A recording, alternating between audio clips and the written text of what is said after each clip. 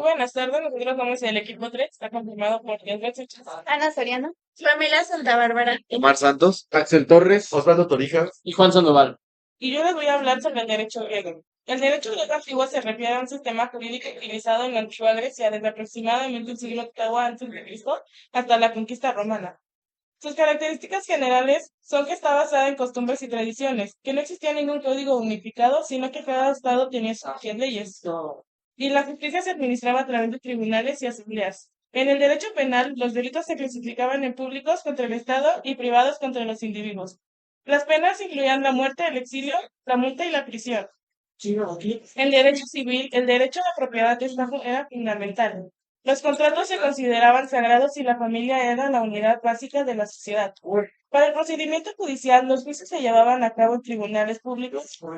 Los jueces eran elegidos por sorteo y los testigos y los abogados desempeñaban un papel importante. El derecho griego influyó en el derecho romano y a través del derecho romano influyó en el europeo y en el occidental. El derecho griego fue un sistema jurídico complejo y sofisticado que sentó las bases para el desarrollo del derecho en el occidente y se puede apreciar en los conceptos de justicia, propiedad y el contrato de la propiedad. Y bueno, prosiguiendo con el derecho romano, pues es el sistema legal desarrollado en la antigua Roma que influenció significativamente en los sistemas jurídicos de Occidente. Y aquí se origina la República Romana. Posteriormente se convirtió en base del derecho civil de muchos otros países.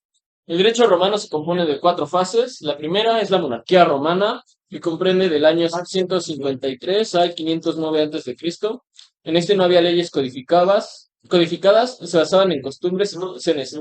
El rey y los sacerdotes tenían gran poder judicial.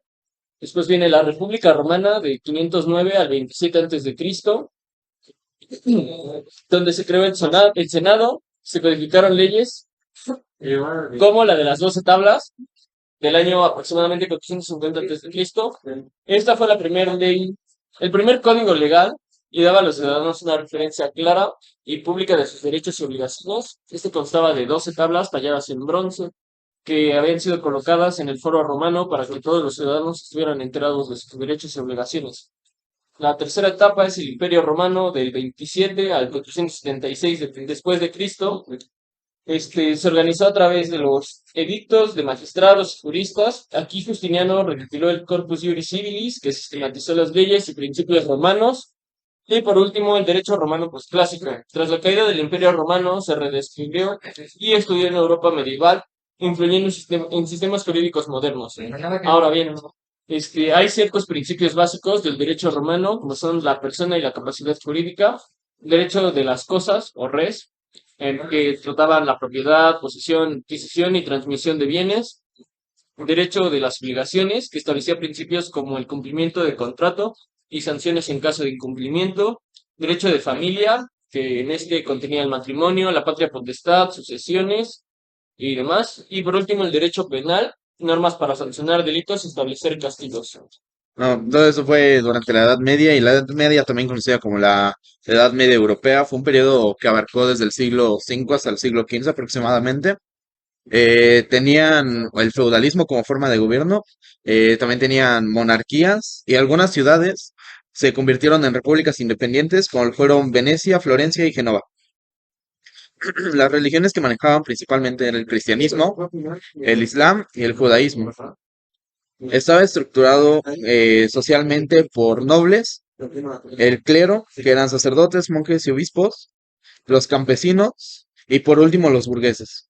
La cultura y el arte de la Edad Media produjo obras maestras en arquitectura, como las catedrales góticas, en pintura, en literatura, como Dante Alighieri y el famoso libro El infierno de Dante, y la música. También hubo eventos importantes, como ya había mencionado mi compañero, la caída del Imperio Romano, que fue en el 476 después de Cristo, las Cruzadas, que fue de 1095 al 1291, ocurrió también la Peste Negra y el descubrimiento de América en 1492 durante esta edad. Los periodos de la Edad Media fueron la Edad Alta Media, del 500 al 1000, caracterizada por la expansión del cristianismo y la formación de reinos. Plena Edad Media, que fue del 1000 al 1300 y fue marcada por el auge de las ciudades y el comercio. y la baja edad media del 1300 al 1500, caracterizada por la crisis económica y la decadencia del feudalismo. Y bueno, continuando con el derecho inglés, tenemos que este comenzó a formarse a partir de la unificación de las costumbres locales y normas bajo reinado de los monarcas, que especialmente esto sucedió después de la conquista normanda en el año 1066.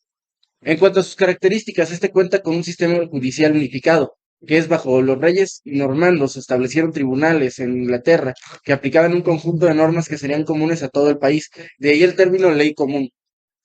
En cuanto a su importancia, los jueces tenían una gran influencia en sus decisiones, puesto que estos servían o eran fundamentales para crear y definir normas legales a través del precedente.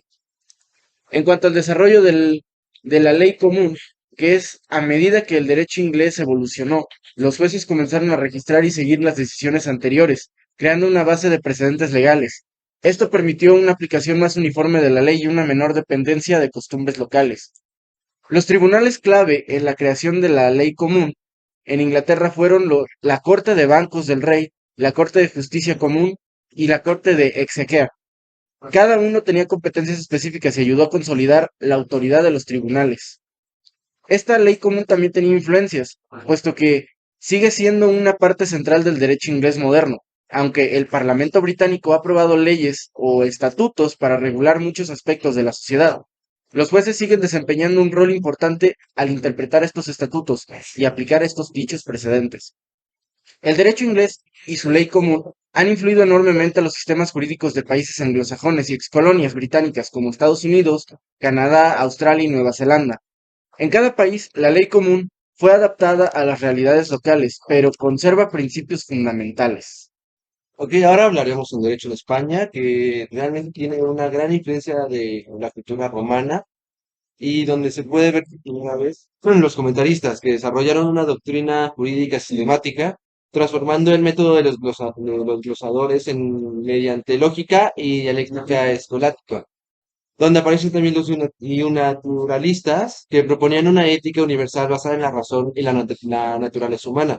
También existieron la primera legislación escrita que compiló las leyes romanas sobre las propiedades y procesos legales, que se le llamó el Edicto de Teodórico, donde también existió el Código de Eurico, recopilación de leyes romanas que regulaban la propiedad de la tierra y procedimientos legales. Además que en España hubo muchas compilaciones de leyes, por lo cual nada más nombraré unas cinco, que puede ser el Breviario de Alárico, la compilación de leyes romanas para los súbditos de origen romano en el reino bizantino, simplificando y adoptando el derecho romano a su contexto. El Código de Leovigildo, reforma legislativa que incluyó las leyes antiguas y nuevas, aplicando tres revisiones: supresión, corrección y adición. Castilla Condal, que el sistema que otorgaba beneficios legales y económicos para atraer pobladores con privilegios penales y procesales. Los fueros de Toledo de Alfonso VI, que mantuvo la estructura de Toledo tras su reconquista en 1085, otorgando el gobierno a un conde mozárabe en lugar de realizar una repoblación masiva. Y el fuero de Sepúlveda, el primer fuero en España que reconoce la capacidad autonormativa del Consejo, permitiendo la elección popular anual de un juez para la villa. Además que existió las 7 partidas del Código de Alfonso VIII, que regula temas de fe, política y derecho, ordenamiento de Alcalá, la ley de Alfonso XI, que establece la jerarquía de normas en Castilla, y por último las leyes de Indias, la normativa para las colonias americanas, que aplicaba el derecho castellano en asuntos privados y adaptaba las leyes a las necesidades locales. Promovió la enseñanza del derecho romano mediante universidades en México y Lima. Bueno, ahora bien, como ya mencionó mi compañero, el derecho inglés tuvo varia influencia en el derecho de Estados Unidos. En 1621, las 13 colonias tuvieron su gobierno propio y Inglaterra como Estados Unidos tienen un derecho similar. Estados Unidos está organizado como un régimen federal. En el artículo sexto de la Constitución de Estados Unidos de América se establece la preeminencia del derecho federal. El common law, que viene de Inglaterra, es un derecho creado por las decisiones de los tribunales y junto a esto también se desarrolló la equity.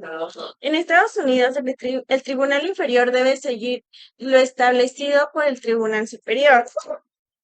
Estados Unidos, al mismo tiempo que es una república federal, también es democrática y sus ramas del gobierno son el poder legislativo, ejecutivo y judicial. El legislativo se encuentra dividido por la Cámara de Representantes y la Cámara de Senadores. El poder judicial se encuentra por la Corte Suprema y los tribunales de circuito de apelación y juzgados de distrito. Y el poder ejecutivo se encuentra por el presidente. Este puede ser reelegido solamente una vez y empieza sus funciones oficialmente el 20 de enero. Para ser abogado en Estados Unidos se necesita tener un título profesional en alguna universidad y después de esto puede entrar a una escuela, en una escuela de derecho y esto aproximadamente dura 6 semestres y es de tiempo completo. Para poder ser admitido en estas escuelas se necesita presentar el examen de admisión de escuelas de derecho y su enseñanza se basa mediante el método de casos creado por Christopher C. Lanfeld y sus fuentes del derecho son el precedente jurisprudencial y la legislación. El precedente jurisprudencial se divide en obligatorios y persuasivos y la legislación en Constitución Federal, tratados internacionales, leyes federales, constituciones estatales y leyes estatales. Y como el antecedente principal de todos estos derechos, como sería la igualdad ante la ley y la soberanía popular, perdón, y los derechos universales, tenemos la Declaración de Derechos del Hombre y del Ciudadano de Francia, que introdujo conceptos que revolucionaron el sistema jurídico europeo, que hasta entonces estaba dominado por lo que era la monarquía y la desigualdad de clases. Esta declaración se da a base de la Revolución Francesa, que fue iniciada en 1789, que fue un evento clave que transformó la estructura política y social de Francia. Antes de esta revolución, el país estaba gobernado por una monarquía absoluta y la sociedad se dividía en tres estamentos, que era el clero, la nobleza y el tercer estado. Teniendo en cuenta que la mayoría de la población aquí no tenía privilegios y estaba sumamente cargada de impuestos. A todo esto se le sumó una crisis económica, la escasez de alimentos y además una deuda que era enorme debido a las guerras que antes habían suscitado, lo que generó un gran descontento social. Además, se vio influenciada por la idea de la Ilustración que promovía la igualdad de derechos naturales y que inspiraron a la población a exigir un cambio. Uno de los principales eventos de la Revolución fue la toma de la Bastilla del 14 de julio de 1789, que simbolizó el fin de un antiguo régimen y la lucha por los derechos y la igualdad. Poco después de esta toma, la Asamblea Nacional Constituyente, que estaba conformada principalmente por el tercer estado, redactó la Declaración de los Derechos del Hombre y del Ciudadano, que es un documento fundamental que establecía los principios de una nueva sociedad, ya que afirmaba que todos los hombres nacen y permanecen libres e iguales en derechos. Estableció derechos fundamentales como la libertad, la propiedad, la seguridad y la resistencia a la opresión, y además declaró que la soberanía reside en la nación, o sea, en el pueblo. Este documento fue innovador porque sentó las bases de los derechos humanos y la igualdad ante la ley, transformando el sistema jurídico al hacer que todos los ciudadanos fueran iguales sin alguna distinción. La declaración no solo influyó en Francia, sino que también inspiró a futuras constituciones o documentos de derechos en todo el mundo. Los ideales de libertad, igualdad y derechos que se proclamaron en esta declaración actualmente siguen siendo pilares fundamentales de la justicia y de la democracia en el mundo actual. A través de todo este proceso se pasó de una monarquía absoluta a un sistema en el que el pueblo era soberano, que es un cambio que transformó a la historia y que todavía resuena en las luchas por los derechos y la dignidad humana en la actualidad. Y por parte del equipo 3, esto fue todo. Gracias.